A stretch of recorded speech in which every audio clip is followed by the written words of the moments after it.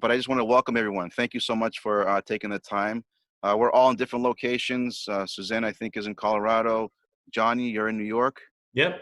right? Excellent. Yeah, I'm in And Westchester, New York right now. just in New York. The goal for our webinars are basically to kind of get to know a little bit more about the region, its history, its wine culture, and obviously we're going to taste a couple of wines together through this session. And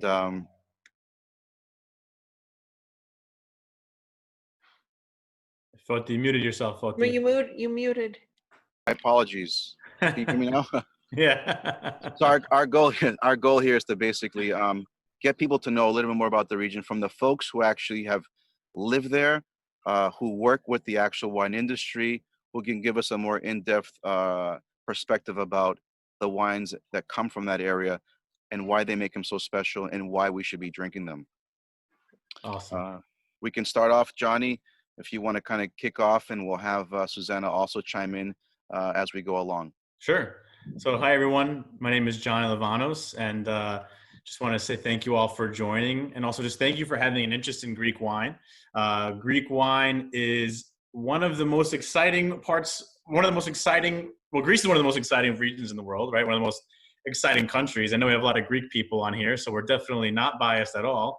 But, Santorini especially is a island with so much rich culture, so much rich history, and wines that are, out of all of Greece, probably the most popular and iconic. And I think in part because Santorini is a very tremendous tourist destinations. I think that it's kind of helped give the wine from Santorini an extra boost.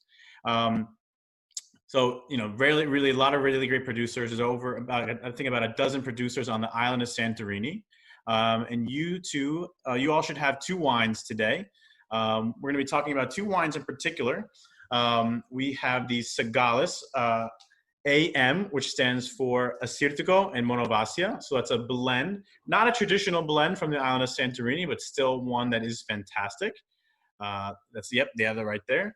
And then we also have the 100% Assyrtiko from Santo Winery, which is a co-op on the island. The 2018 vintage is fantastic. It got a lot of really great awards this year. So we're really excited about that. Should we start talking a little bit more about each individual wine, or? Well, how about we talk a little about Santorini? And I'm sure for the folks that are joining us, I'm sure have heard about Santorini. Some of us have been to Santorini, and most of the times when you speak about Santorini, most folks think about, vacation, honeymoon, sunsets, the volcano, but very little from who I encounter with really realize that Santorini has such a magical wine culture that dates back to thousands of years, right? Yes. And it's such a very unique wine producing area because of its unique landscape and soils because of the volcano, from what I understand. So maybe we can talk a little bit about, in brief, about Santorini's history and background and why it makes it such a unique wine growing region in the world. So I will take over on that because it looks like Santorini is this tiny little dot in the middle of the world, and it has not ever been a dot. You could call it a hub. It has been the center of amazing things for a very long time, and it was originally the first people. Well, there were first people we know were of the Cycladic culture. We don't know a whole lot about them, but we do know that it was one of the centers of the Minoan civilization. In fact, some people think it may have been the capital, even though Knossos recognizes that. Interesting. And it was then, therefore, they were the seafaring people, probably the ones that we know biblically as the Philistines, but we can't totally prove that yet, but that's the good guess. And they had this huge trading center. They were trading people that were trading largely in olive oil, but certainly in wine and the other products of the Mediterranean. But what the people of Santorini didn't seem to realize is that they were living on a volcano. And it's a huge volcano. It's 7 times bigger than Krakatoa.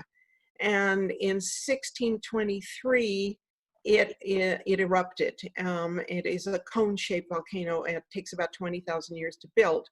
And it erupted. Now, it looks like most of the people got off the island. We are not sure. Very few bodies have been found there. But at any rate, it sent out a tidal wave that was 750 feet high and destroyed everything in the Eastern Mediterranean. And in the meantime, deposited 40 feet of pumice ash on top of Santorini itself. It's probably the origin of the Atlantis myth, and probably some other stories that we could relate to it that over time became folklore myths. But when it cooled off, it got settled again. It was first settled by Phoenicians. They didn't stay terribly long. It was then settled by invading Greeks who were coming then down in a tribal way. They were beginning to come into Minoan civilization, but now they had the opportunity to really settle. And actually, because of that volcano, we had Western Indo-European civilization. If we hadn't had that volcano, we would never have Western Indo-European civilization the way we have now. It gave the Indo-European invaders the opportunity to actually take over. So the first invaders from Greece were probably the ones who are now known as Ionians. They were quickly replaced after the Dorian Wars by Dorians, by a prince by the name of Theras, because the other name of Santorini is Thera. And immediately, as well as the other things, there was the wine trade. Now we know that from then already, on top of the pumice stone, it was incredibly conducive to wine growing. The other main product at that time was barley. And that it became a hub with this very special wine.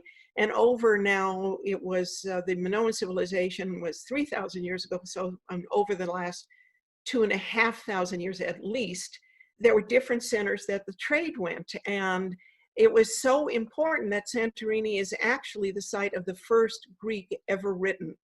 And it's written in a serpentine fashion. You can still see it up in the ancient Thera, the one on top of the mountain, not the Akrotiri ones. I could show some pictures of this as we go along, but I'm talking very fast, so fascinating. I can get a lot in here. Obviously, one of the first areas that it was sent to was Egypt, because we also know that the Ptolemies, the kings of Egypt after Alexander, were educated on Santorini, and some of the boys were writing love notes to each other in the gymnasium. And after the Ptolemaic days, Athens was very late in being a main port, but probably Sparta and some other places. By Byzantine times, the wine was being sent by tons, and we have the amphora and things left to Constantinople, or now Istanbul, same word actually. And then after Byzantine times, believe it or not, after Christianity, one of the main ports became the Russian Empire. Now you have to remember that people of the Orthodox religion feel akin to each other. And it was almost more of a theocracy than various nations, and even though there were various language groups. So the main port was from Santorini up the Dardanelles and the Bosporus to the Black Sea, which, by the way, is called the Black Sea not because of its color, but because it's bowl-shaped and is so dangerous that it killed so many ships and sailors. Oh. And from there, that's why it's called the Black Sea. And then of course, Bezos, who was settled, a Greek person, went out and settled the hub there, and it became Bezos, was the name of the prince, and that's the origin of the word Byzantine. And that was settled in 600 BC. So from there, anyhow, the wines went to Odessa and to the czars of the Russian Empire. The wine trade collapsed then in 1917 and went through a terrible period. This is probably not the first time the wine trade had gone through terrible periods from Greece, but the Santorini trade certainly. And by the time that had happened, Santorini had been taken over by Italians. There were Italian Catholic patrons, very little Turkish Ottoman influence, a little bit, but not much, which is why some of the Santorini is named Saint Irene. It's Italian, its real name is Theras, and why one of the most famous wines is Vinsanto, which has to be from Santorini to be right. Anyway, took years after 1917 to get going again. About 1960, people realized what was there. But all this time, because of the cliff, and maybe you could show now a picture of the island and the cliff. Caldera. Is pumice stone, you can't grow the vine standing up. So they're This is all the volcano. It's 7 times big. It's 16 miles from point to point in the arc, but only 10 miles in diameter. So it's very tiny to be so influential. But the vines are grown, instead of up, they're grown in a circle down on the pumice soil, and it's very, very minerally. And the reasons that it's grown like that are two. One is that it's always windy in Santorini. In fact, sometimes you can hardly stand up. It's very windy, like May is horrendous, and October is horrendous. And also because there's very little rainfall. But they're coming up that cliff over the volcano, the center of the volcano. Every morning is a huge cloud of dew. And it is the dew that these circles trap. And that is how the wine is grown. So it's everything that's grown on Santorini is intense. The grapes are intense. There's so much sugar in them that they have to be pressed overnight, or they begin to turn into a sweeter wine. The tomatoes are intense. The barley was intense. The people are intense. And that is your nutshell history. Up and now slowly that wine has definitely caught on in Athens, and from Athens internationally. There's incredible winemakers there of Greek origin. The people themselves have always been growing wine. You can show a couple pictures maybe of the traditional. I've been living there on and off since at least 50 years. So I was young. 50 years. And so I lived in a little village, and here are some pictures I took of the wine being made. Here's a wine cava. Yeah, there we're rolling out the barrel. There's another one down below in that second row. That's Nikos, and that's Marcos, who plays the flute there in his striped shirt. We're rolling out we just had pressed. I jumped in and helped press, and I'm not supposed to. I'm a woman. I'm not supposed to touch the wine, but I couldn't resist. So there's a funny story about that if you ever want to hear me go into that, about what they did about the fact that I jumped in the wine cave. This is 40 days after this barrel was filled. We're testing the wine to see what the alcohol level is. And of course, them being Greeks, they all smacked their foreheads and wandered around as if it was a complete disaster. And since I had jumped in, I thought I was going to have to pay for that whole barrel. But it turned out that they then threw up their hands and said it was 14% alcohol, which is as high as you can get. And so they were thrilled. And that was a delicious barrel. I've had Vinsanto 125 years old from the barrels of these caves. And I still do when I'm there. We're still drinking barrel wine. And this is other Greek products. We're making grape pudding here. She's grinding the herbs, and then there's a pot in some picture of the boiling down of the grapes. So grapes are used for many things, many meals, to liven things up, to sweeten things.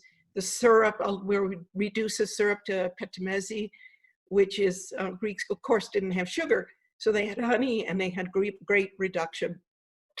And that is my nutshell history.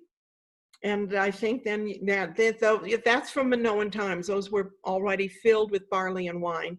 And they survived this remarkable thing when the volcano exploded. It buried the entire city in 40 feet of pumice. And it is the only city we have that was totally buried as archaeology, that we can open up and see 4-story houses and how they lived. A fascinating place. Wow. Susanna, you know a lot. That's awesome. I never knew a lot of those things. And I've been to Santorini a couple of times myself. One thing I wanted to just quickly mention is, you talk about the intensity of the island. And for those of you who are wine drinkers, one thing that's important to note is that intensity makes wines better. Wines do very well when the wine tastes better when the vines are stressed. And like Susanna mentioned, the heavy winds, the low rainfall, the fact that the soil it's not rich in organic material. It's mainly made of ash and sand. It creates a phenomenon that which makes these wines taste even better, because the roots have to struggle to go very, very deep into the ground. And that way they're getting more and more nutrients, minerals, and that affects the final flavor in the final product. So what you're going to get when you're tasting a classic Assyrtiko from Santorini, you're going to have wines that are very, very high in acidity, because they naturally has low pH there. So very high acidic wines, which we know are very good when you're having food, right? High acidity helps with food pairings. It kind of cleans your palate, washes your mouth clean, gets you ready for the next sip. And also it allows the wines to age really, really long in a barrel. So other parts, really, really long in the bottle. So other parts of the world that have very high acidic wines, like for example, a Chablis in northern France and northern Burgundy, those wines have very high acidity, or in Bordeaux, you could age white wines for decades. And Santorini is no different. So definitely a very, very unique place. And due to the unique geography, the microclimates, and the terroir, you're going to have some really awesome wines. And there's one thing I wanted to mention. To mention again that this is an indigenous grape, and it has been there for a couple of thousand years. So it was never diseased and never died out. So when we're talking about an Assyrtiko, it's a very ancient varietal, and its uniqueness is partly that. And yes, very much the pumice soil. And some of the one of the reasons why, so you said the grapes are ancient and been there forever. Well, on top of that, Santorini has some of the oldest vines in existence in the entire world. So in throughout history, there's a parasite, this little thing called phylloxera. And for those of you that don't know, phylloxera is basically it's a louse. It like attacks the vines and it kills the plants, and it decimated all of Europe, France, Italy, Spain. All were decimated. All these vines were destroyed until they found different ways to basically adapt by grafting on American rootstock. But because Santorini is so windy and because the soil is so sandy, this parasite never made it there. It can't live there. It gets blown away. It doesn't have any way to stay and attach onto the ground. So because of that, Santorini is one of the only places in the world that has vines that are up to 100 years old. So some of the oldest vines on the planet. And so old vines, you're going to have lower yielding vines. There's less grapes, less fruit, but those fruit that is on the vines are going to be way more concentrated in flavor. So if you're tasting right now, if you have both wines open, if you're trying the Assyrtiko from Santo, it's 100% Assyrtiko on some pretty old vines. You're going to be tasting like basically history in a glass. And one of the oldest plants for making grapes in existence to create this wine that you're drinking today. We should mention that the wine was apparently the first wine making was around the Zagros Mountains in Iran, but Greece got it very quickly after that. And so except for that very small little bit of early invention, it was Greece entirely that developed the whole wine culture. And that it's not just Santorini that has an indigenous ancient wine that had never got phylloxera. Other spots of Greece are being found all the time that have very ancient, very special indigenous grapes. But Santorini's is certainly unique and has been traded, as I said. It was recognized early on for its incredible uniqueness. Definitely. And to your point, Johnny, I mean, there's very few places around the world that have never been affected by phylloxera. And Santorini happens to be one of those unique places that we can basically say, as you said, the vines are so natural that they continue to produce great fruit over the last 100 years, and that's unheard of in today's modern winemaking world. Yeah. There's one other region in Greece too that has that, is up in the north in Amidion, where Alpha State is. They have also some very, very sandy soil vineyards. And for the same reasons, they have vines that are 90 plus years old in the northern Greece as well. Amazing. I think as Greeks, we like to stick to tradition. And I think by sticking to tradition, we do things well. And what I love about Santorini is they're growing the vines in those circular crowns. That's the way they've been doing them for generations, for millennia. And we got to trust their ancestors. They know how to adapt, and they know how they did things for a reason. And if we trust our ancestors, we're going to get a really good product in the end. I mean, is there any So other place? Santorini also, the other thing is because it was so fertile as a volcano, whereas many of the Greek islands have one village and were agricultural or herding, mostly herding. Santorini had 14 villages, always, that were thriving on this, on the viticulture. And it is to this day still has its 14 villages. When I first moved there, in fact, everything with the land was so valuable that we all lived in caves. And the only building that stood up was the Atlantis Hotel. Everything else was underground. I lived in a cave for 2.5 years. How was that? How was that good? Were you going to ask something? Yeah. So, is there any place outside of Santorini that actually their vines grow in a similar fashion, or is it just in Santorini?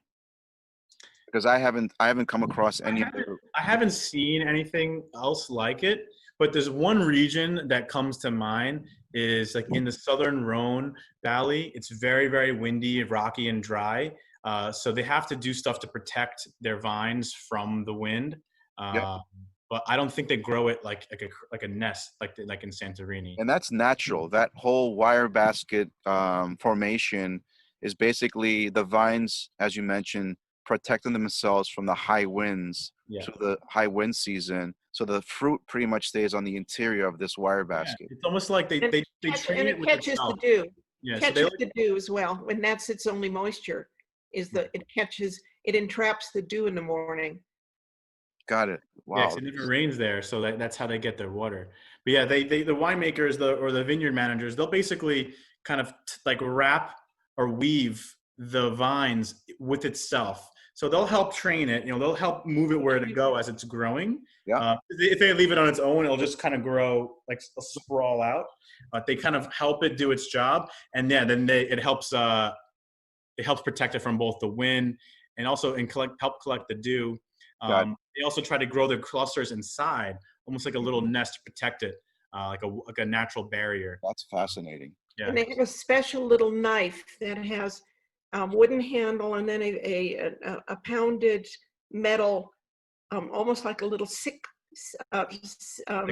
hook on it. Right. Only about maybe 4 inches long, and that's how they use to train it and cut it and move it back in. So they all have them in their pockets. As far as the island in general, small island, very small yields, very little fertile soil for grape growing in general compared to the rest of the wine growing regions of the world. The main variety, though, that everyone seems to kind of connect with is the white variety called the Assyrtiko, and I think that's the lion's share of production in the island. Correct? Yes. So in order to be considered Santorini wines, so you can't put Santorini on the label, and this is due to the PDO laws of Greece. Yep. So just like other parts of the world, like in Europe, the wine regions of Greece are regulated by the EU and have certain laws that dictate what you can and cannot do. So in order to say Santorini on the label, it has to be at least 75% Assyrtiko. And then there are 2 other varieties that are allowed to be blended in. One is called Aithiri and one is called Aidani. And those are a little bit more lighter in style, maybe a little bit more fragrant, floral. But Assyrtiko is definitely the king. It's what gives it the body. It's what gives it the richness. It's what gives it the acidity and that minerality. Right. But it's definitely, you're seeing more and more 100% Assyrtiko wines, where in the past, it was more, the blend of 75% was just because that's what the majority of the vines that grew. And it was kind of like field blends that they would just take what was in their vineyards. And Paris Sagalis was one of the first, so for the wine, we're having one wine from Sagalis. He was one of the first winemakers to do 100% Assyrtiko. And that's become much more trendy and popular on the island. So now you're seeing lots of different producers focusing on just that one grape, because that's the grape that we think has the most potential. It has such an iconic characteristic, and it's definitely what people love. And it's starting to be, it's one of the grapes I think that gives Greece tremendous amount of recognition. Right. And it is indigenous. In Foti, you do get a red wine. If you leave the Assyrtiko for say 24 to 48 hours, you begin to get a red from it. The trouble is it also begins to get a little bit sweet. From the oxidation. We called it brusco on the island, which is just a slang for red. It didn't ever really have a name. And also, obviously, you can make a sweet wine. Vinsanto was valued highly, we would take the Acertico grapes and dry them on our rooftops, which, by the way, were the only other ways we collected water. When it rained, the roofs are all runoffs to cisterns. And you should have seen me try to get a bucket out of the cistern the first time, which was a huge failure. Oh. And then press the essentially raisins into the Vinsanto, and you got this incredibly rich sweet wine. And to get an ancient Vinsanto out of the barrel there is a special treat. Oh, I can only imagine. Vinsanto, which we can talk about in a bit, is a wine that I think is very special, but very limited. But the Italians have a little bit of a gripe with us because they also make a Vinsanto, but that's a discussion for another time. But so for the folks that are listening or who have joined us, who probably have never had a Sirtico or white wine from Santorini, obviously you get the question, well, what's it like? What would be your opinion, Johnny, as far as, and I don't like to kind of compare things. I don't like to compare wines from Greece from other wines from around the world, because it just doesn't do justice, because it's so unique in aromas and flavors and textures. But if you had to say, for our listening audience who haven't explored wines or white wines from Santorini, a Sirtico is basically a variety that produces wines in what fashion, as a preview for those that should be trying it? Well, before taking my job with Diamond Wine Importers, I was a beverage director, and I did the wine as well for my family's restaurants in New York. And we dealt with all Greek restaurants. Give us a plug about those restaurants. So I was the general manager of Sia, which is in Manhattan on 57th and 11th Avenue, Awesome. which is like a very fresh, vibrant Greek restaurant, and mainly Greek wine list. Then we also have Molivos, which is on 7th Avenue and 55th Street. Yeah, it's great, and we can't wait to reopen that once we're allowed to. We have the largest all-Greek wine list, one of the largest all-Greek wine lists in the country. And we started doing an all-Greek wine list over about 20 years ago. So one of the first places to really focus on the wines. But the question you ask is a question you get almost every single day. Right. Because, when people have never had Greek wines before, they always want to know what to compare it to. So it's definitely difficult to compare it to any one grape because it is so unique.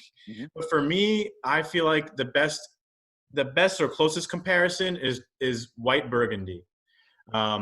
So if you have, especially Chablis, so if you have a Sirtico from Santorini that is aged in stainless steel without any oak at all, right, I feel like you're going to be able to compare it to wines from Chablis, which is made out of 100% Chardonnay.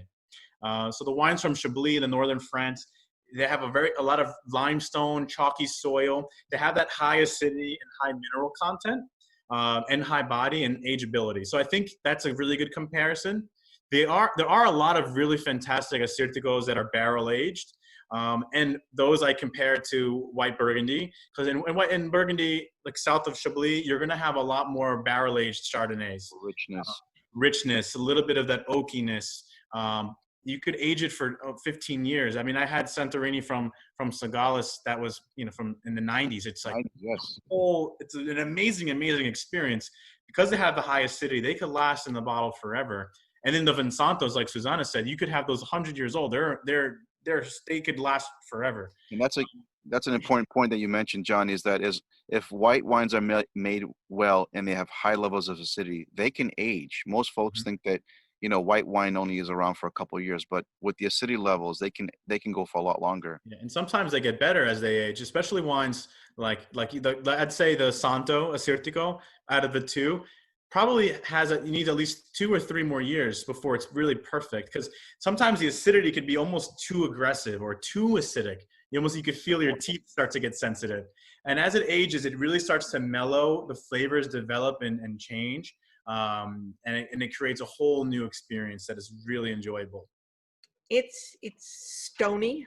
Some people would call it flaky. It's mineral. Flinty. It's incredible, obviously, with food. Did you know Chardonnay was also a Greek varietal originally from the area of Lebanon before it went up the Rhone Valley into France? So the French agree to that. Yeah, and the Greeks brought the wines everywhere. Yeah, there's a wine from kind of interesting when you talk about the blend from Paris here, and it's a Momnavasa with the Assyrtiko. Yeah. That's Shakespeare's Malmsey wine. The English couldn't pronounce it, and they called it Malmsey. Really? And that is of Shakespeare. When you read about the people drinking Malmsey wine, it's from Greece. Oh, wow. I didn't know that. Yeah. I'm going to use that from now on. That's awesome. So this is great. I mean, we're getting history, we're getting firsthand knowledge from our experts, Johnny.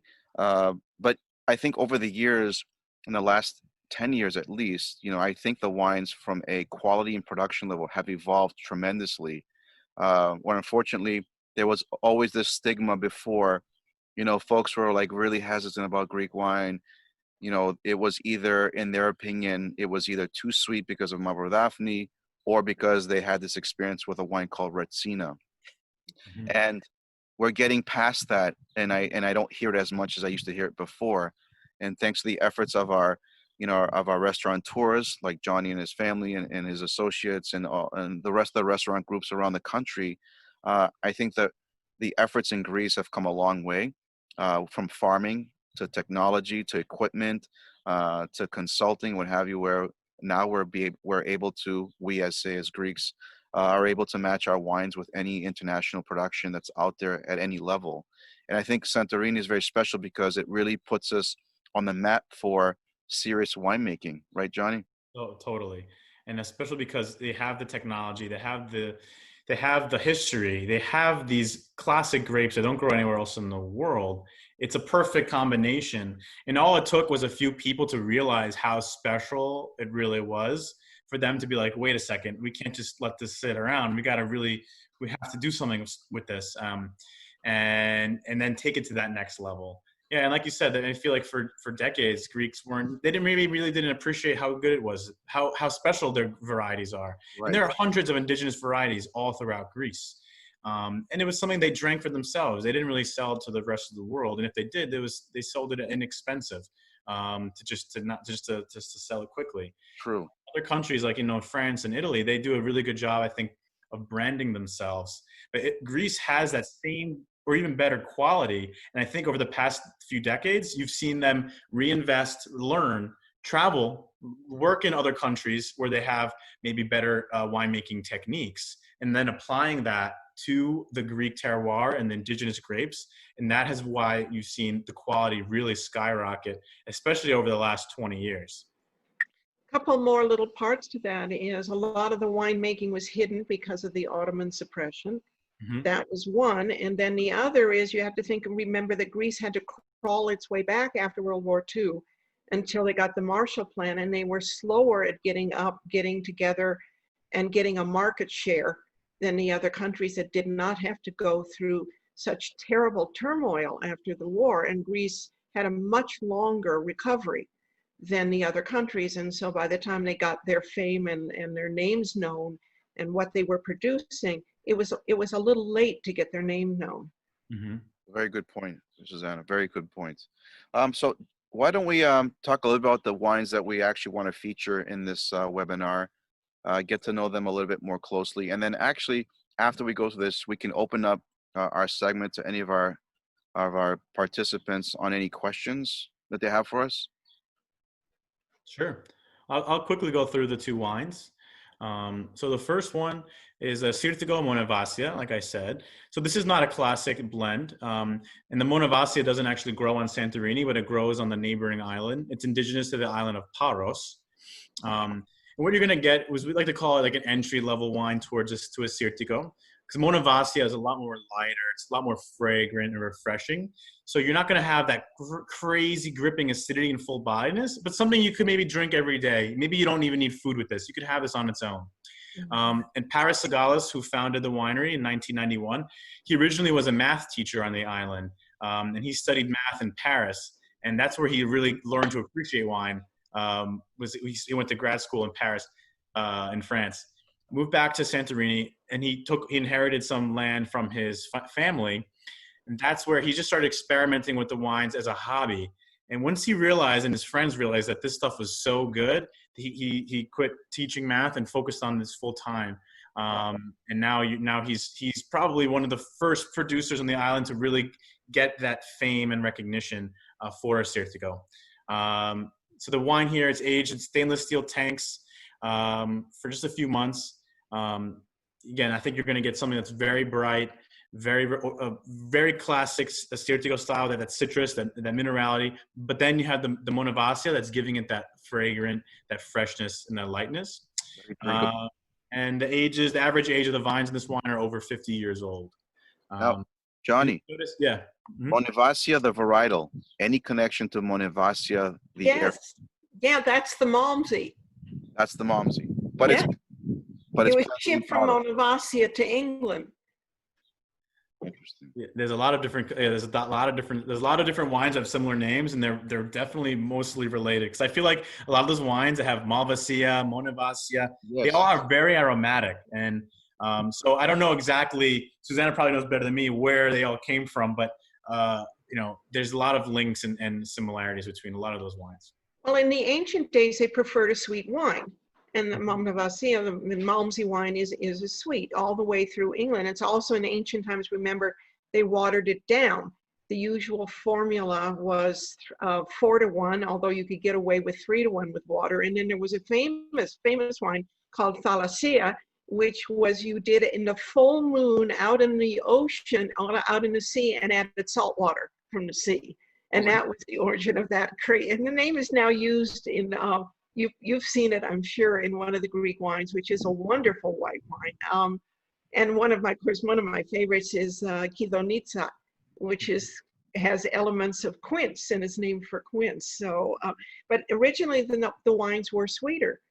So we're talking here about a varietal that unless it was aged into Vinsanto, was a dry, flaky, stony wine, not the ways the ancients preferred it. I can definitely, as I'm sipping, Johnny and Susanna, so this particular selection that has the Monevasia definitely brings out a more softer, little riper. It kind of rolls off your palate. Sinigasas, for those of us, hopefully everyone's drinking, right? It doesn't have to be these wines as long as you're drinking. But as far as a selection for white, it's definitely easy to drink. It's got definitely plenty of flavor, in my opinion, very aromatic. But it does have some ripeness of like stone fruit versus what tastes the Assyrtiko after. But this is definitely, in my opinion, a wine that goes on a little too easy. Right, that's dangerous. Yeah. Should I go on to the next one, or? Yeah, definitely. And then we'll have questions and after, for sure. Yeah, so the next wine we have today is a classic 100% Assyrtiko from Santorini. So the winery here is called Santo Winery.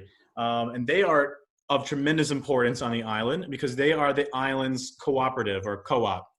So they were founded in 1947 as a union of Santorini cooperatives and represented all the wineries on Santorini. So today, Santo Wines is the biggest producer on the island. And they built a brand new winery in 1992, which is situated all the way on the top of the caldera in the village of Pyrgos.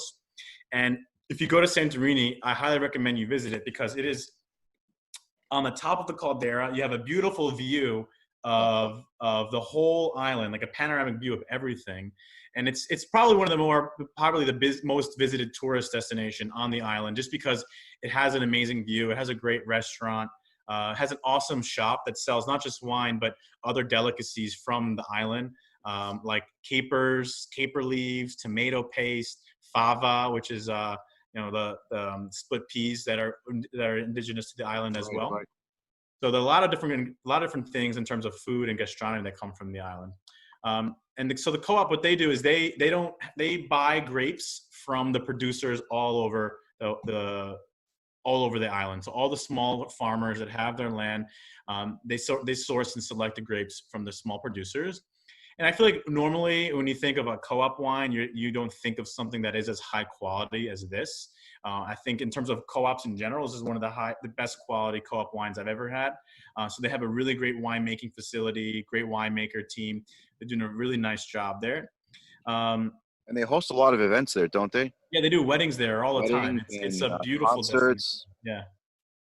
I think Ari's going to share a photo shot of actually because they have, like you said, magnificent views of the winery itself because it overlooks the caldera.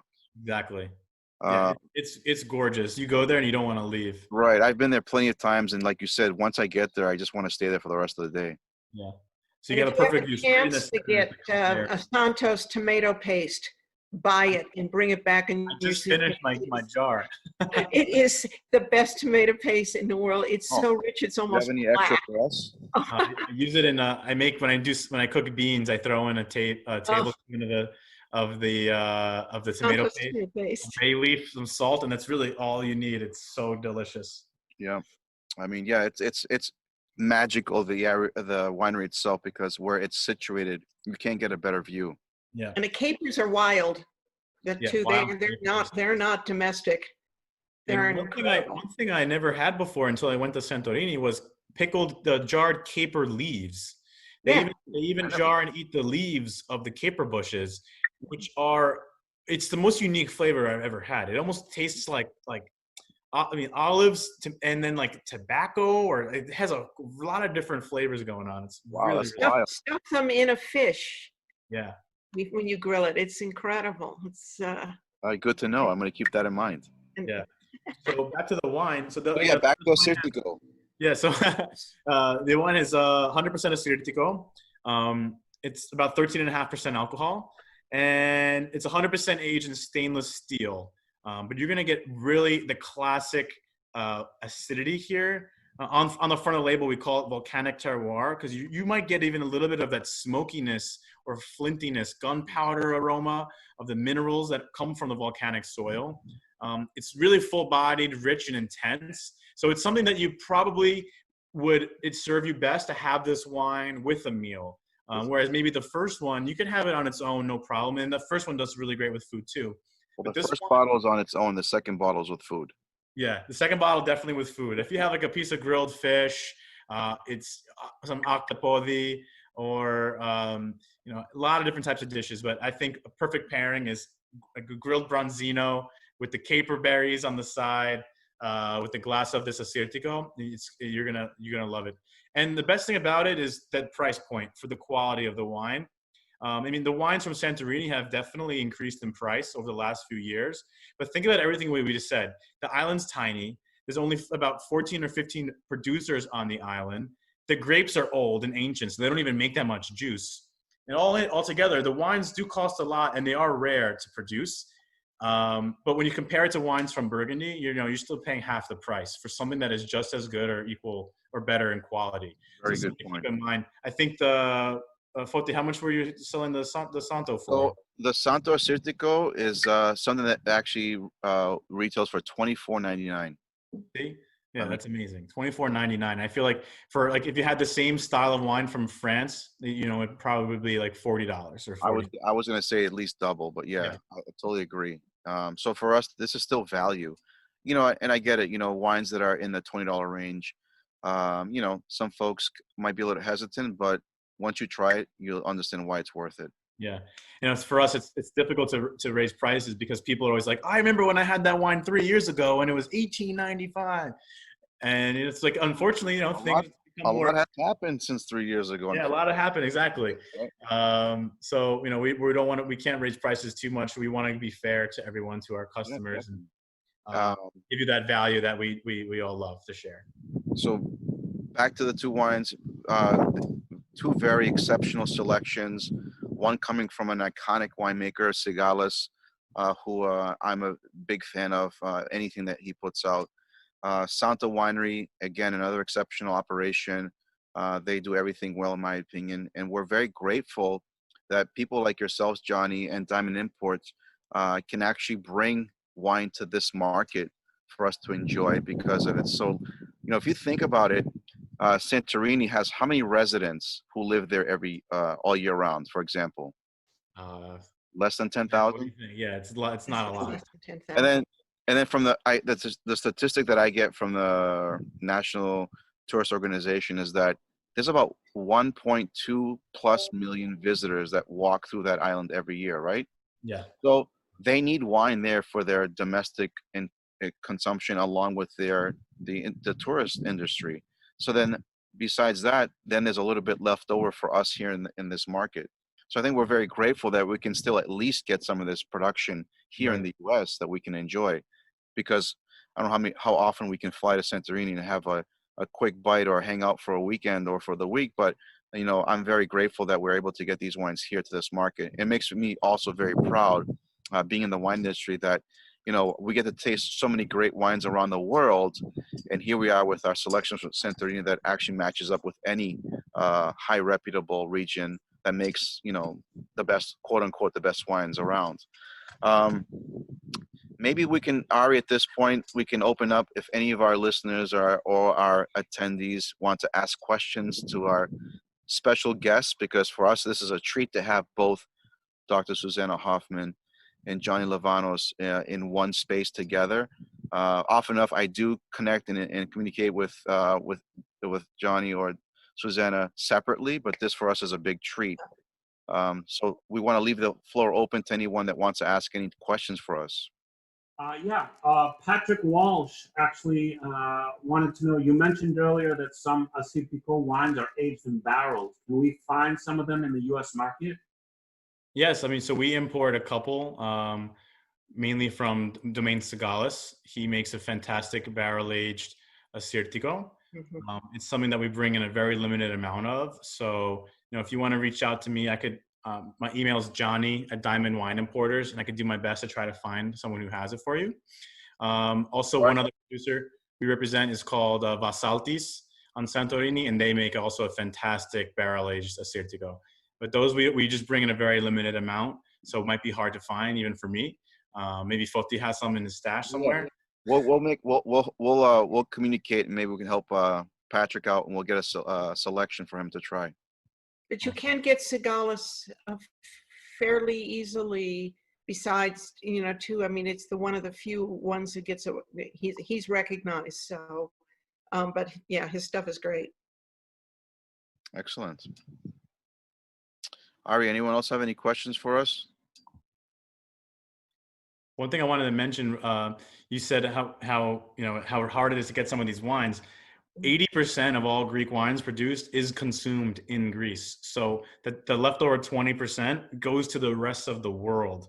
Right. So sometimes you got to think about that. Like we're competing with every other country out there to make sure we can supply our fans with such right. special. And I think compared to the rest of the world who produces wine, Greece, and small country, production levels are relatively lower than most countries. So if you put that into perspective, you know, it's very special that the little amount of wine that we can get access to for us is a blessing. It's gotten very, very high ratings, Greek wine, over the last number of years, and all of the columns, the wine columns, and they're noticing, they're recognizing, they're giving incredibly high marks to Greek wine. And so they've started part of the scramble. Right. Cool. Ari, you got anything for us?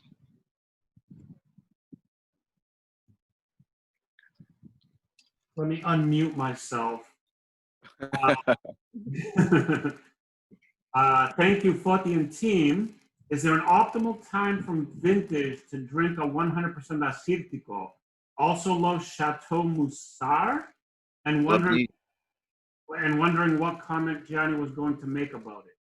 Oh, because Susanna was mentioning how Chardonnay originated from the Lebanon region, and Chateau Moussard, he makes these blends with like Chardonnay and other varieties like Obadi, and I forget the other one. I had this at a Lebanese restaurant, and he makes these iconic wines from Lebanon. He's one of the only a few producers there. So I was just going to say to just kind of piggyback off what Susanna was saying, how Chardonnay originated there. And if you have the chance to have the Chateau Moussard wines, he's producing some of these awesome Lebanese wines. Big fan of him. Yeah. And there's some thought that Sangiovese is an Aguritico. You know, that's. I hope we can prove that. That'd be great if we can prove that there's a connection. Yeah. So I mean, the Greeks brought their wines all over the Mediterranean. So, and certainly the Moscow, the sweet wines, of all the islands and stuff and across the Mediterranean are Greek-based. And Johnny, as far as Vinsanto goes, obviously it's very rare and very limited. But as far as availability, I did come across a little bit of Cigales' Vinsanto, but does that seem to possibly get a little better in the near future? Yeah, I mean, the Vinsantos age forever, and I think that some of them age, at least they have to be aged. I think most of them are aged 3 years in a barrel before being bottled. Plus, then, like Susanna was saying, the grapes are dried out. So by drying them out in the sun, the grapes are very concentrated with the sugars, but they still have the classic of high acidity. So what you end up getting is a high sugar, but also high acidic wine. So it tastes balanced. It's not just very sweet like other dessert wines. You have that acidity, which balances the sugar, which makes it such like a pleasant experience. And yeah, you could age them for a while. I had one recently that was, I think, 25 years old, and it was so phenomenal. Those are really, they're pretty expensive because you think about basically the amount of juice it takes to make one bottle because the grapes are so. For our listening folks, for those of you that are not familiar with Vinsanto, it's basically a production that's made from grapes that have been dried out to almost like raisins, right? Yes. And squeezing the juice out of a raisin. Imagine trying to squeeze juice out of a raisin to make wine, in a sense. So it is a long process. It's a delicate process. So there's a lot of labor involved, and the yield is very low as well. So they're very special wines, and unfortunately, they do have a higher price point. But the second you take a sip of a Vinsanto, in my opinion, it's heaven. I have a couple of questions coming in. If you guys want to. Yeah, absolutely.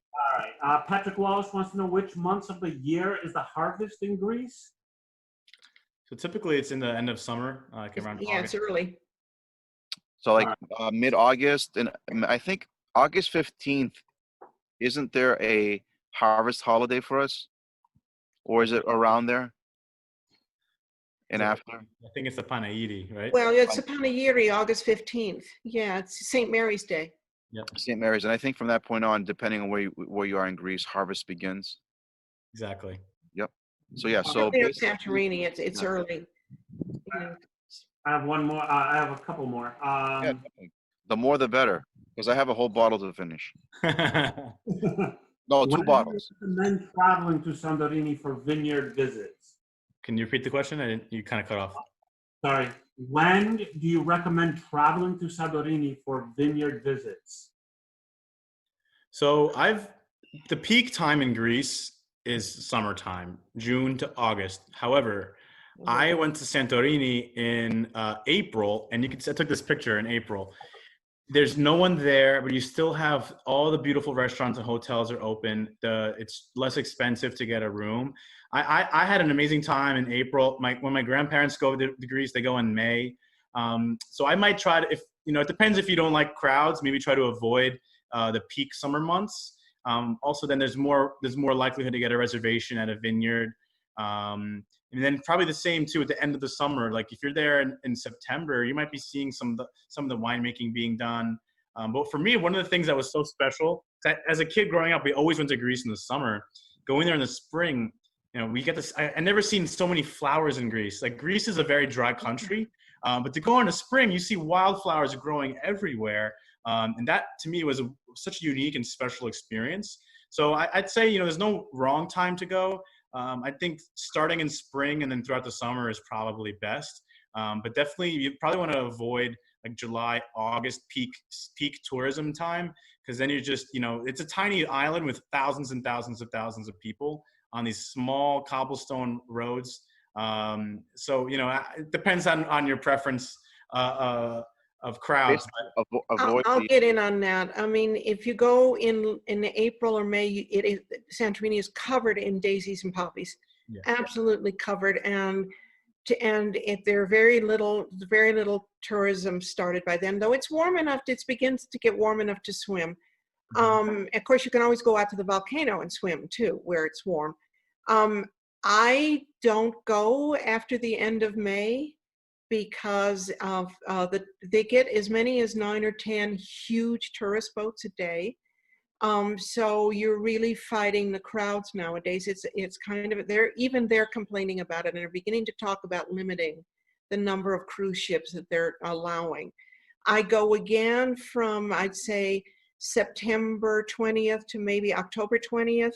It gets a little blustery by the end of October. You might see a little rain, certainly some wind, but it's also delightful. They're kind of closing down. The people are recovering from having the tourist season, and it's delightful. The people are delightful everywhere. There's also unique foods throughout, especially the tomato cafetes, tomato patties, and obviously the fava, which, you know, I have pictures of people grinding that, which we ate every day. So there's unique foods as well to be had on the island. Excellent. Another question. Drake Barakis, I don't know if you guys ever heard of him, but this guy named Drake. How would you compare winery tours in Greece to USA and France? Oh, well, the biggest comparison is that in Greece, you don't really have those, you know, mega mansion estates like you do in, say, Napa Valley, where it's like, you know, a Disneyland of wine.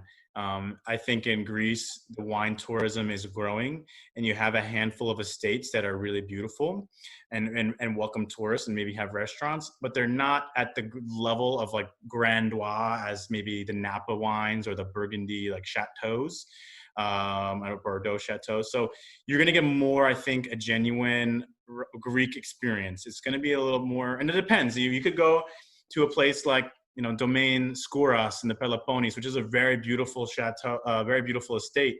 Or you could go to a place like, or like, you know, the Santo winery there. It's a pretty beautiful production. It's a nice place. But then you could go to a small, tiny winemaker's house where, you know, they might serve you lunch. You get like a very intimate experience. So I'd say the biggest comparison would be it's much more intimate. It's much more low key.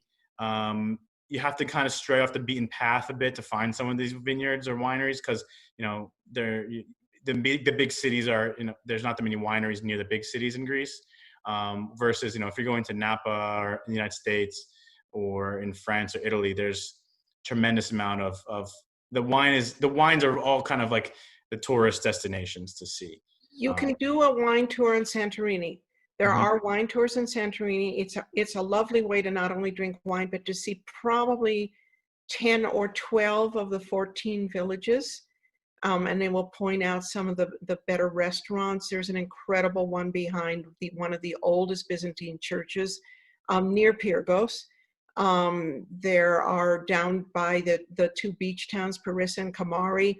But the tour would take you more to Emborion, which was one of the 5 capitals. There were 5 capitals on Santorini, 5 trading capitals, and remnants of them still remain. It wasn't just one main town, there were 5. So you can do a wine tour on Santorini itself, and it's a lovely experience, and I recommend it highly. The tourist office in town will sell you tickets on them, and I'll pick you up. One of my other favorite areas for wine tourism are the islands of Crete, as well as all the way in the northern part of Greece and Nausa. They're just such great places with a lot of small wineries, and they do. I like Nemea. Yeah, and Nemea is great too. Nemea is awesome. If you go to Nemea, you could stay at the town of Nafplio, which was the original capital of Greece, and before Athens. And then you could go to a lot of wineries in Nemea, which produce fantastic red wine called Aioritiko. And there's a lot of different wineries there. But staying in Nafplio is my favorite because it's a really nice village with a castle on the top.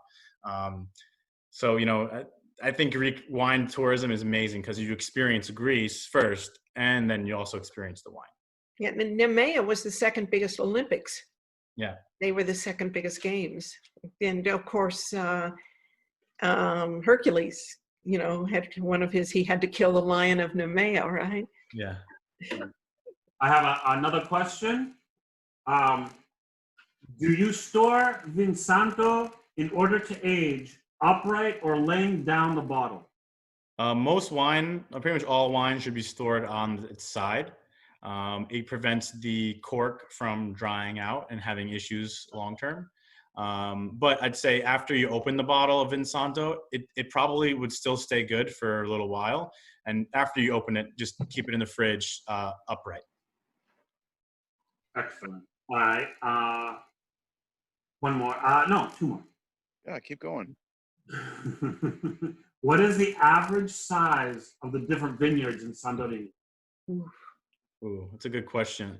I don't know specifically about Santorini, but I know in Greece, the average winery is like only an acre, like a couple acres or two in Greece.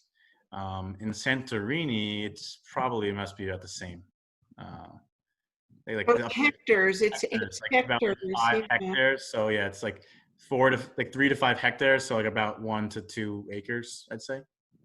I always have a hard time converting acres to hectares, but Can you tell us? Okay, Ari can do the math. The great winemakers like Sigalis, and Sigalis is one of the 5 or 6 last names of Santorini, they will buy the wine from other small villagers. Like the village I live in, it was a very small village, and people only have a few fields or a few areas where they grow wine. And if they're not making their own, then Sigalis will get the cultivate, will buy their grapes. Right. Excellent. Okay, one more. So I found some acíticos, such as Ariros, increasingly difficult to find. Do you expect acítico in general to be more difficult to find going forward? If so, Poti, I'll see you in a week. I feel like that's like a two-sided question. In one end, Assyrtiko is becoming more popular. So in that end, I feel like it's going to be easier to find, because I think in terms of restaurants, wine bars, or wine shops, if they're going to have one wine from Greece, it's going to be Assyrtiko. So in that end, I think it might be easier to find. But as it becomes more popular, there is more competition. But I don't think we're at a point yet where the wines are so rare that there isn't enough to go around. So I think over time, hopefully it actually should be easier. But, people like Foti who specialize in this stuff, you could always count on him for having a good amount of Assyrtiko stocked up. Yeah, so I'm your go-to Assyrtiko guy. Yeah. And, there are Assyrtikos becoming more popular throughout Greece too. So they're starting to grow the variety outside of Santorini into other parts like in Crete Right. or in northern Greece. So the grape always has those high acidity and high acidity is like and citrus notes is the main characteristics, but it has to come from Santorini to give it that like powerful minerality and smokiness that you can't get that anywhere else. Awesome. All right. I think that's it for questions.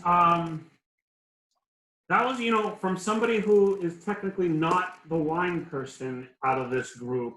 I learned a lot. Like, I learned so much. Even talking to you guys before the webinar, I learned so much, and it was so interesting listening to all of you.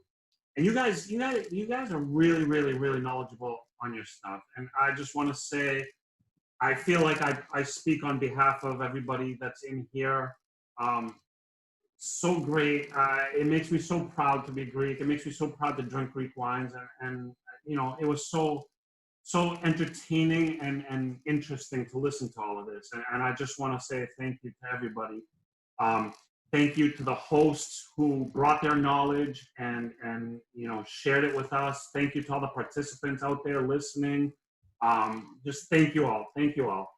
And if I can add, Ari, as well, I'm very grateful that we were able to bring such dear and interesting guests to our program. That for those of you that probably did not have the chance to pick up the wines prior to this segment, if you visit our platform, GreekWineClub.co, we do have all these wines available on our platform for ordering. We do delivery, we do shipping. You can always call us for recommendations. You can email us for recommendations, or if you have any questions. But our biggest goal is to be the voice, at least one outlet for the voice of Greek wines, so that people can actually learn and understand a little bit more about the Greek wine culture. And that's why we put these segments together, so we can bring interesting folks that we believe have some kind of influence that can make the experience better for the end user. And I want to personally thank Susanna and Johnny for taking the time out of their busy schedules to be with us, because for us, it's an honor to be able to bring you to this platform together. And I just wanted to say, thank you so much for being a part of this today. Thank you. Thank you for having us. Definitely. And I'm sure this is not the only time. I'm sure we'll definitely get you back on with us with upcoming segments based on the theme and what we're trying to promote and collaborate. Actually, I'm going to plug Johnny for our Kriti. Yes, we got an upcoming segment with, go ahead, Ari. Yeah. Johnny, I love it when you talk. You speak so well. You're a handsome guy because somebody said we look alike, so I'm just going to say handsome guy. I thought he was the Greek Ryan Reynolds. What happened to that? But yes, and another plug. We have the Greek Ryan Reynolds over here because he has the, correct me if I'm wrong, the only Greek gin? No, not the only. We're one of a handful, but we're the second Greek gin. The best one. I think the best one. Yeah. Thank you. So, we'll be in Massachusetts, available in Massachusetts, hopefully very soon. Absolutely, yeah. So that's my nickname for the Greek Ryan. And I also want to make a plug, since we're on the segment. One of our Phil Hellenes who's with us, Patrick Walsh, who is a dear friend of ours, who's a wine lover, who will be also joining us in an upcoming segment, who's from Provence Wine Imports, does a fantastic job bringing wines from Provence. We're going to be also featuring another segment with Patrick Walsh on July 16th and another segment. So just, look out for the information, because we'd love for you to join us at that time as well, because we want to thank everyone that's joining us today as well. All right, so thank you again. Stay tuned for the Kriti wine webinar with Johnny Livanos. Thank you so much, Susanna. You had unbelievable information for us. Foti, I'll see you like in 5 minutes. So right. And Susanna and Johnny, before we end this, this is like, as we're doing this, we should put together some kind of a wine tour in Greece together as a package. I'd love to do that. Right? I would love to talk about. Hopefully our listening audience would be interested and we can give us some feedback, but I'd love to put this together. Definitely. I could help arrange with the wineries for sure. Perfect. I can talk about the history and the archaeology and the culture for weeks. As long as there's food there, I'm in. Excellent. All right. Namaste, Thank you very much, everybody. Thank you for joining us. We appreciate that. Follow us on all of our handles, Greek Wine Club. We greatly thank you. We love you. And please stay tuned for our upcoming segments. Thank you, everyone. Thank you, Johnny. Thank you, Susanna. You're Thank welcome. you, everybody, for tuning in. Have a great night. Stay safe. And goodbye.